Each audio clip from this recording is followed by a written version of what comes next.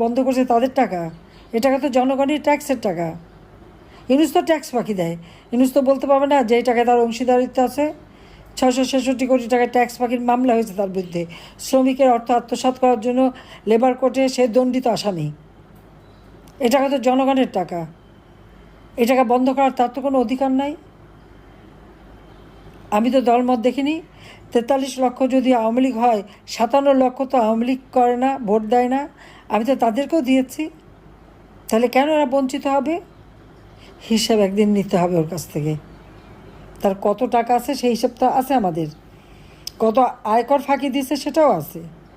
তার ব্যক্তিগত এবং তার 38টা কোম্পানি মিলে সে যে হাজার হাজার কোটি টাকা ট্যাক্স ফাঁকি দিয়েছে।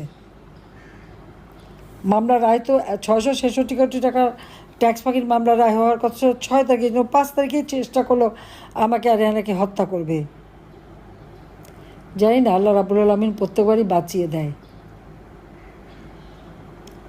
এবারেও আমি জানতাম না যে আমি কোথায় যাচ্ছি,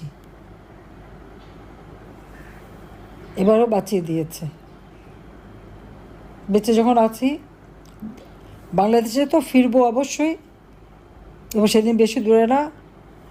এবং এই ইউনুস এবং তার গং, ওই উপদেশটা চোর সবকটা, আর তার ওই এনসিপি পার্টি একসময় সব ছাত্রলীগ করতো। ও গণভবনে যে আমার সাথে খুব ছবি আছে, এক বঙ্গবন্ধু যে একেবারে কেঁদে যার যার।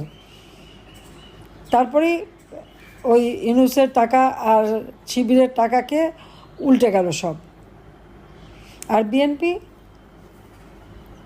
জামাত শিবির যখন সব জায়গা দখলে ব্যস্ত, প্রত্যেকটা ইউনিভার্সিটি, শিক্ষা প্রতিষ্ঠান সব জায়গায় তাদের লোক বসাতে ব্যস্ত, আর বিএনপির লোকেরা তখন লুটপাটে ব্যস্ত।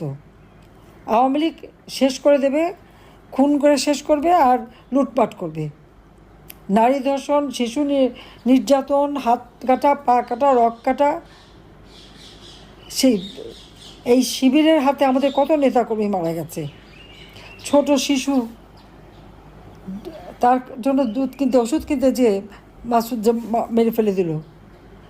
এরকম তো এই রাজশাহী বিভাগে তো অনবরত এই ধরনের ঘটনা ঘটে যাচ্ছে। আমরা তো কোনোদিন রিভার্স দিতে যাইনি, আমরা বিচার করেছি, কিন্তু তার ফলাফলটা কী? আজকে যারা গুম খুনের কথা বলে, কত আওয়ামী লীগ নেতাকর্মী গুম হয়েছে কেউ বলতে পারবে? নদীতে লাশ ভেসে যায়, কার লাশ সেটাও তো কেউ জানে না। অথচ আমাদের অগণিত আওয়ামী লীগ কর্মী নেতাকর্মীদের খবর নেই। পুলিশ হত্যা করে ফেলে গুম করে দিয়েছে, আজহার হত্যা করে গুম করেছে। আজকে পুলিশের একেবারে পুলিশকে ধ্বংস করেছে। এখন সেটা আমাদের সশস্ত্র বাহিনী, এই সশস্ত্র বাহিনীকে ধ্বংস করতে বসেছে ইউনুস।